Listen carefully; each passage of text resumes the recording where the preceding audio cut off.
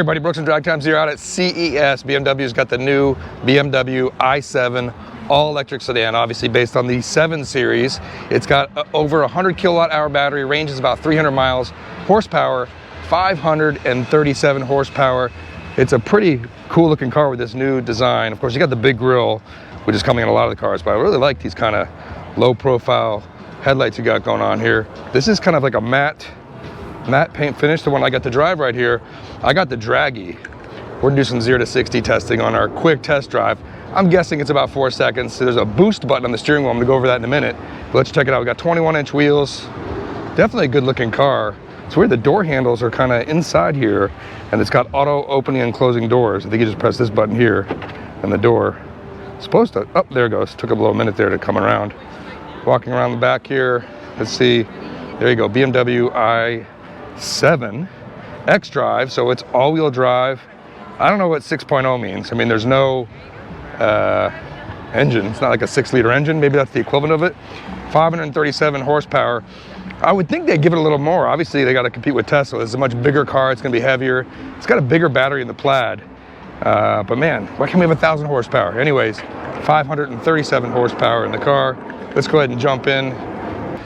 So as I said, you can just press the button like that, opens the door. Same for this one. Let's open the back door. It's a little slow, kind of annoying, but let's jump in the back. Ooh, look at that. We got a nice LED screen on the back here that shows the music and the climate. And if I jump in here, let's see how much room we got. I think you can actually close the door with this button as well. Forgot about that, but yeah, I mean, a ton of room in this. Way more than the Tesla. And super, super comfortable. It's almost like you got these little LED phone screens on each side. No entertainment. Now sign up. Oh, I think this is the, yeah, this is the big kind of 30-inch drop-down entertainment screen that actually drops down. I'm not exactly sure how to use that. Maybe it's over here. Click on one of these, swipe, unlock, fold down theater mode. Please move the front seats forward. Ensure the screen not blocked. Fold down.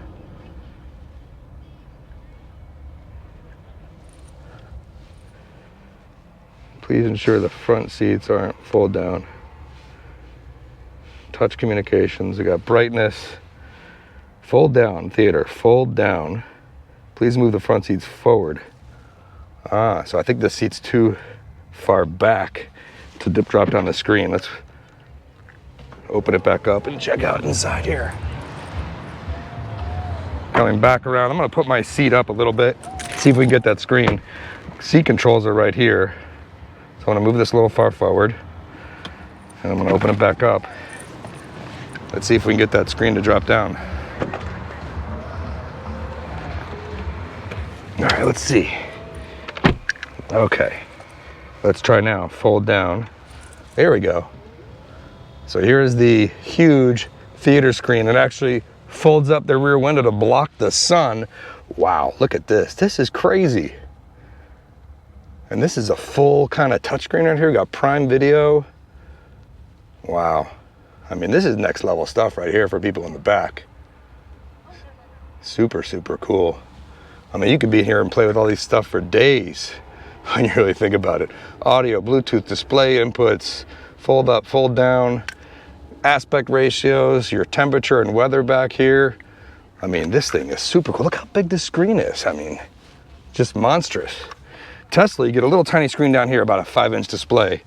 BMW's really stepped it up. We saw a demo of this last year at CES, and now it's actually in production, which is impressive to see. So let's see if we can go back home. And then, yeah, there you go. We got YouTube. I'll leave it on drag times maybe. That'd be kind of funny. So it must have some kind of LTE connection in here. Well, there you go. Look at that. I wonder how you search. Recommended search.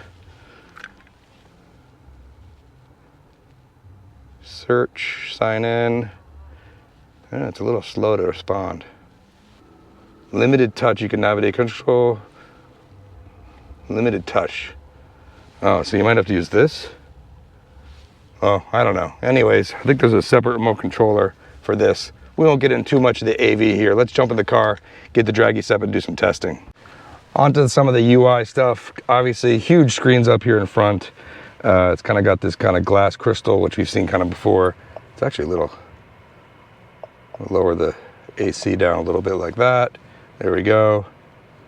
Look at all the settings. I mean, it is just crazy, all the settings in here.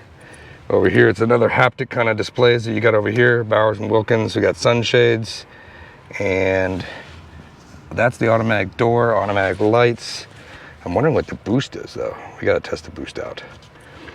And then inside here, let's see what kind of things we got. USB-C, fold up there, massaging, ventilated and cooled seats. Max AC, AC, and then kind of your standard kind of controls here. I don't know what that does. Oh, there's your glove box. Okay, got it. Volume control, nice to have right here. It's got a Bowers and Wilkins stereo. Parking cameras, let's see what we got there. Okay, so your typical 360 cameras right there. Assist view, parking view, panorama view. Yep, very cool. There are so many buttons in this car, I don't even know what half the stuff does. It would take a while to figure it all out for sure. All right, so we got 153 miles. All right, so to start the car, I believe we got your foot on the brake, a start and stop button. Oh, there we go. Start leaving parking space. I don't know if we can close that, or this is even a touchscreen there. I don't think so. And then of course we got move down into drive. I don't see any kind of sport modes or anything other than this boost button. So I'm holding on the boost. And it kind of went into some 9, 8, 7. I don't know why that's counting down. Maybe it's an M drive thing. E-Power 100% boost. Yeah, so what's happening now is when I press that boost button, it counts down, and my seat grips me a little bit tighter. I can feel it. So that should be interesting. All right, let's go for a quick drive. All right, and we're off. Super, super quiet. Super kind of, a little bit of like a boaty feel to it. I mean, it is really, wow. This thing's like riding, feels like a Rolls Royce. I mean, it is super, super, super, super smooth. All right, so I've put it into boost mode. It kind of counts down and then gets out of it. So I don't know what the deal is with that. I'm gonna press boost mode again. Oh yeah, it's got a launch control active here. There we go. Launch control active. All right, we got boost mode on, and we're gonna do launch control in a minute. Boost mode, launch control, go. It definitely doesn't feel that fast. 30. That's 60. All right. But man, this car is super, super smooth. I think it could come off a lot harder. All right, we come to a stop, press the boost mode, launch control active. It gives it a little shake, rumble. There you go, boost. 30. 60. Launch control active. It gives it a little shake, rumble. There you go, boost. 30. 60. 0 to 60, 4.3 seconds. All right, so there's our quick test drive in the BMW i7. Obviously a competitor to both Lucid and Tesla Model S. This car starts at $120,000. And again, 500 horsepower, 0 to 60 came in, as they said, 4.3 seconds without rollout, 4.1 with rollout. And I think they could do a lot better. I think, you know, even though it has launch control, inner launch control, the whole car starts kind of has this simulated shaking. I think it's activating the massaging seats to give you that kind of feeling. It's got the boost button right here. And well, there you go. Hope you enjoyed the quick CES review of the BMW i7 as I make the turn in here to turn this car back in. Definitely not enough space to do quarter-mile testing, even though we did do it last year in the BMW i4 M50 or something like that. There's a little more traffic today, so that's not possible. But anyways, it's not that fast anyways. It probably runs somewhere in the mid-12s in the quarter mile. But again, this car is really not made for that, so.